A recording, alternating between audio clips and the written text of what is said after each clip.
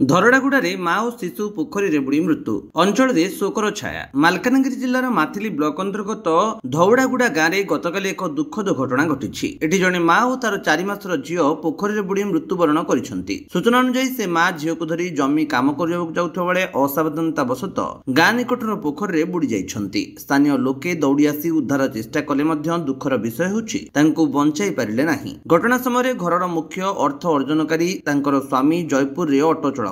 ପରିବାର ଗରିବ ହୋଇଥିବାରୁ ଏହି ଅପରିମିତ ଦୁଃଖ ସେମାନଙ୍କ ଉପରେ ଆଉ ଅଧିକ ଭାରି ପକାଇଛି। ଖବର ପାଇ ଆସିଥିବା ଜିଲ୍ଲା ପରିଷଦ ସଦସ୍ୟା ସସ୍ମିତା ମାଝୀ ଏବଂ ମାଥିଲି ପିଓ ଅଶୋକ କୁମାର ମହାରଣା ମାନବିକ ମନୋଭାବ ଦେଖାଇ ପରିବାରକୁ ଆର୍ଥିକ ସାହାଯ୍ୟ ପ୍ରଦାନ କରିଛନ୍ତି। ଏଥିସହିତ ସ୍ଥାନୀୟ ସମିତି ସଭ୍ୟଙ୍କ ସହଯୋଗରେ ହରିଶ୍ଚନ୍ଦ୍ର ଯୋଜନା ଅନ୍ତର୍ଗତ ତୁରନ୍ତ ସହାୟତା ଯୋଗାଇ ଦିଆଯାଇଛି। ଘଟଣାସ୍ଥଳରେ ଉପସ୍ଥିତ ଥିବା ସରପଞ୍ଚ କାମନା ରାଜୁ ନାୟକ, ଆଦିବାସୀ ମହାସଂଘ ସଭାପତି ବନ୍ଧୁ ମୁଦୁଲି, ଯୁବନେତା ବାଲୁରାଜୁ କପେ, ମେକା ପଞ୍ଚାୟତ ସରପଞ୍ଚ ରଞ୍ଜିତା ପୂଜାରୀ ଓ ବିଜେଡି ବ୍ଲକ ସଭାପତି ସଦାଶିବ ପୂଜାରୀ, ସମାଜସେବୀ ଜୟନ୍ତ ବେହେରା ପରିବାର ସହିତ ଦୁଃଖ ବାଣ୍ଟିଛନ୍ତି। ଘଟଣା ବାବଦରେ ପ୍ରଶାସନ ଓ ସ୍ଥାନୀୟ ଅଧିକାରୀମାନେ ଅନୁସନ୍ଧାନ ଆରମ୍ଭ କରିଛନ୍ତି ବୋଲି ସୂଚନା ମିଳିଛି। ମାଥିଲିରୁ ଶ୍ୟାମପ୍ରସାଦ ପଟ୍ଟନାୟକଙ୍କ ରିପୋର୍ଟ, ବିଶ୍ୱ ବିଜୟୀ ନ୍ୟୁଜ ଓଡ଼ିଶା।